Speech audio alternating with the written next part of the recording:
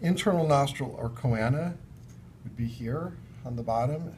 These guys are starting to develop a bit of a secondary palate, so that's the shelf of bone that you see growing back here below the nares or choana, internal nares or choana. Orbit, kind of obvious. Anapsid temporal roof, so remember these guys are secondarily closed in the temporal region, but they definitely are, so there's no temporal fenestrae or openings here. It's all just bone. The post-temporal fenestra is one that often gives people trouble, but it's basically the hole below the skull roof, but above the otic capsule. So it's this big space that you'll see here. And I'd mentioned in lecture, actually, that the jaw muscles come all the way around and they attach back in here by coming through that post-temporal fenestra. Okay. This is an akinetic skull, just meaning that there is no internal movement to the skull. It's all solid. It's all connected together. Subtemporal fenestra. Okay. So here is this big opening below the temporal region. This is the subtemporal fenestra. Okay. And that's where the jaw muscles come through to go from the skull down to the lower jaw. Infraorbital fenestra, there is none in this skull because it's a sea turtle, and you can't see from the palatal side, but if you look here, you can see an infraorbital fenestra in the floor of the orbit, and that's because the secondary palate is kind of blocking that going through to the palate. But if you look at the other turtle, if you look at the snapping turtle, which I don't think I have here now, you would see that going all the way through the palate and popping out the other side. Okay, so a lot of various general things. Tympanic cavity. That's the ear cavity, so that's here, this whole space right in here, okay? And secondary palate and primary palate, we kind of talked about, but this is the secondary palate, this shelf of bone growing back, and the primary palate lies dorsal to it here. Okay. The pro-otic foramen, got all these good things. This is kind of hard to see, but I'll put a probe in it, and then hopefully you can see where that probe is. But this is the foramen at the front of the otic capsule, and this is where the trigeminal nerve comes out. Remember the trigeminofacial foramen that we had in the shark? This is similar. Do you see that? I don't know if you got an angle on it. I'm trying to get my hand out of the way. Yeah. Got it? Okay. Can you see where that is? I just can't have no idea what you're able to see, so just, yes? Okay. Yeah. Oh, all right. Oh, and then last but not least, the oval window. So remember the oval window is what? It's a hole in the otic capsule where sound's going to get carried in.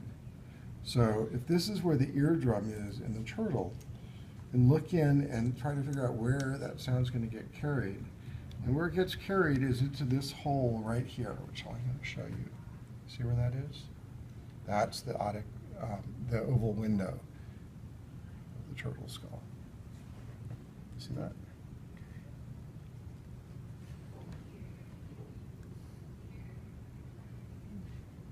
So, and I think these are actually all the more challenging things, the things that actually aren't bones, but like holes in various places.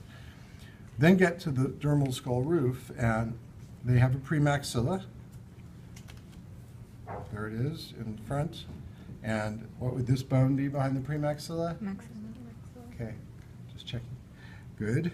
The jugal bone is the bone that lies behind the maxilla and below the orbit. So that's this bone in here.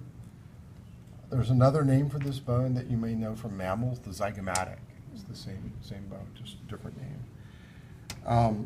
The quadratojugal is a thin bone that overlies the quadrate and lies behind the jugal. So it's this one right here, back in the region of the jaw joint. Prefrontal, okay. Confusingly, these guys don't have nasals. They have these prefrontal bones, which I'm not really sure why they're not nasals, but they're considered prefrontals. And then they have frontals and parietals. Okay. Frontals, parietals. Post-orbital. So lots of names we already saw in anemia. It's nice. So here's the orbit. Behind the orbit is the post-orbital. Okay. And squamosal then is this bone here overlying the back of the temporal region. Post-orbital and squamosal. And remember, it's this post-orbital and squamosal connection that lies in a diapside between the upper and lower temporal fenestrae. So there would be a hole above and a hole below in a diapside. Okay, so those are all the bones of the dermal skull roof. The palate, there's a vomer that lies right in the midline at the front of the palate. This guy. There is my palatines on the side, here and here. These would be the palatines. And then behind the palatines, these two bones would be the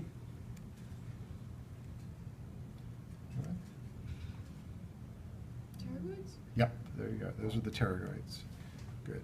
And are we just about there? Oh, last but not least, this little triangular guy in the middle is the parasphenoid, and it's fused onto the basisphenoid, the contracranial bone. Just this little triangle right in there. That's all we can see of it.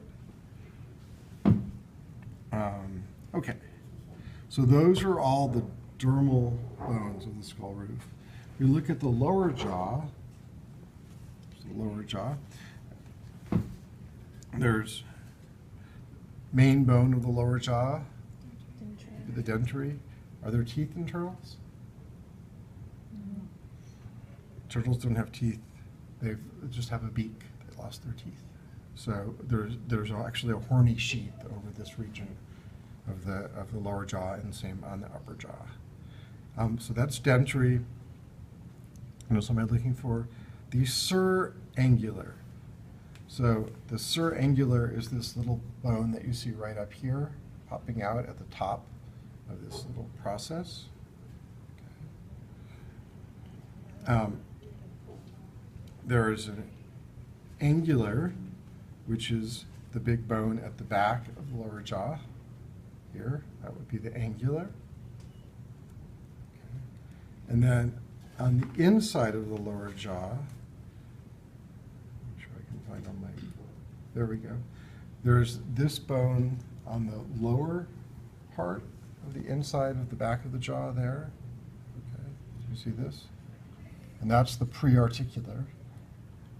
And then there's this bone that's up above it, and that is the coronoid. Okay. Can you see that okay from your angle? Mm-hmm. Yep, okay. Trying to angle it. Okay. So prearticular and coronoid. Okay. So that's it for the dermal part of the lower jaw. Splenchocranium, we get to mandibular arch, and the main upper jawbone that ossifies mandibular arch is the quadrate. Okay. Yeah. So always, always, always, you look for the jaw joint. That's the jaw joint. So that bone is the quadrate bone. And in these guys, it's actually a very big, complex bone. So this whole thing that I'm grabbing is the quadrate, and it kind of arches around here, the tympanic cavity. That's quadrate. This whole thing here. Okay. Then you see this other thing, the epipterygoid. And the epipterygoid is a really tiny little bone that lies in front of the quadrate in the mandibular arch. You actually can see it kind of through the orbit here. Do you see where I'm pointing? Okay. This little tiny guy here is the epipterygoid.